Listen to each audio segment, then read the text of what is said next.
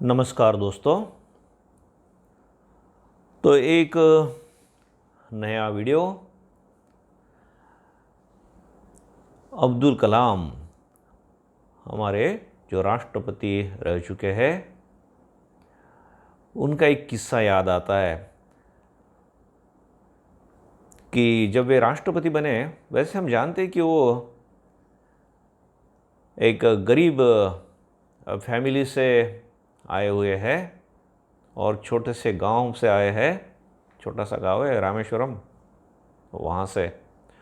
तो जब वे राष्ट्रपति हुए तब उनके जो रिलेटिव्स है, उनके रिश्तेदार है, वो बहुत खुश हुए। सिर्फ रिश्तेदारी क्यों, दोस्तों हम लोग भी तो बहुत खुश हुए ना, इतने अच्छे राष्ट्रपति भारत को मिले। तो उनके माताजी, पिताजी, भाई बहन, अन्य रिश्तेदार, उनकी बड़ी इच्छा हुई कि दिल्ली जाकर कलाम साहब से मिले। हम लोगों को भी लगता है ना कि राष्ट्रपति भवन में अगर हम जा सके तो कितना अच्छा, कैसा होगा भवन। और वो तो अभी उनके रिश्तेदार है, उन्होंने बहुत करीब से उनको देखा है। शायद उनके लिए उन लोगों ने कुछ त्याग भी किया होगा और बहुत प्यार किया होगा इनसे। तो ऐसे बहुत सारे रिश्तेदार थे और अब्दुल कलाम तो बहुत ही नम्र है, विनम्र है। हम जैसा देखते हैं ना कि पेड़ पर जितने अधिक फल लगते हैं उतनी उसकी डालियाँ झुक जाती है, वैसे ही हमारे कलाम साहब थे। तो उन्हें जब ये समाचार मिला कि उनके रिश्तेदार लोग आना चाहते हैं राष्ट्रपति भवन में, तो वे सहर्ष स्वागत करते हैं और उनके लाने की व्यवस्था, उनकी रहने की बहुत अच्छी व्यवस्था की। उन्होंने अपने स्टाफ को बता दिया कि भैया इनका ख्याल रखना अच्छा, और इनको दिल्ली वगैरह घुमाना। अब कलाम साहब तो उनके साथ जा नहीं पाएंगे ना लेकिन इनको अच्छा दिल्ली वगैरह घुमा लेना। तो सब खातिरदारी बहुत अच्छी की और वो लोग भी बहुत प्रसन्न हो गए। और बहुत बड़ा ग्रुप था, बहुत बड़ा ग्रुप था उनका। माने सिर्फ 3-4 लोग थे ऐसे नहीं, उनके सब चाचा चाची वगैरह वगैरह, कजिन्स वगैरह, बहुत सारे लोग थे। खैर, और वो लोग भी खुश हो गए कि अरे कि कलाम साहब इतने बड़े हो गए हैं। तो उनमें से कुछ लोग के लिए तो कलाम साहब बच्चे जैसे होंगे कि हमारा बच्चा इतना बड़ा हो गया। कोई बोलेगा हमारे चाचा इतने बड़े हो गए, हमारे मामा इतने बड़े हो गए ना।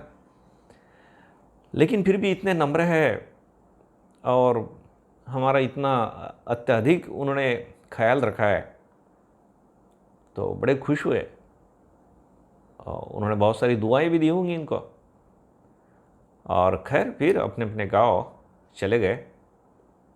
अब हम बोलेंगे इसमें विशेष क्या हुआ, तो विशेष ये हुआ कि अब कल्पना कीजिए अगर हम राष्ट्रपति भवन में रहते हैं और हमारे अगर रिश्तेदार आते हैं तो क्या होता है। और अब्दुल कलाम साहब ने क्या किया, उन्हें अपने स्टाफ को बुलाया और कहा कि इनका रहने का खर्चा कितना हुआ। बोले सर वो क्या, आप क्यों पूछ रहे हैं, सब ये तो आपके गेस्ट है, तो उसका तो कोई खर्चा नहीं। बोले नहीं, ये मेरे गेस्ट है, इसलिए इनके रहने का खर्चा मैंने ही देना चाहिए। और उनका खाने का खर्चा कितना हुआ, हिसाब लगाइए ज़रा। और सरकारी गाड़ी एक भी नहीं ली थी उन्होंने उनको दिल्ली घुमाने के लिए। जो रेलवे स्टेशन से वगैरह जो राष्ट्रपति भवन आया, राष्ट्रपति भवन से फिर से उनको रेलवे स्टेशन या बस अड्डा जहाँ भी उनको छोड़ने के लिए गाड़ियाँ गई, तो सरकारी गाड़ियाँ नहीं थी, प्राइवेट गाड़ी थी। और इन सब के पैसे कलाम साहब ने दिए। लगभग इसका बिल 3,54,000 समथिंग हुआ। ऐसा कौन व्यक्ति करेगा, कितने व्यक्ति करेंगे ऐसे, शायद ही। हम तो देखते हैं कि कितनी बार कुछ खराब खबर हमें सुनाई देती है कि कोई हमारे लोक प्रतिनिधि किसी बंगले में रह रहे हैं और जब उनको छोड़ने की नौबत आती है तो वहाँ का एसी गायब हो जाता है, सामान टूटा फूटा हो जाता है, मैंने जानबूझकर तोड़ फोड़ के जाते हैं। और क्या क्या कितनी सारी बातें देखते हैं हम। और यहाँ कलाम साहब देखिए, और इसलिए बोलते हैं ना, you should command the respect not demand.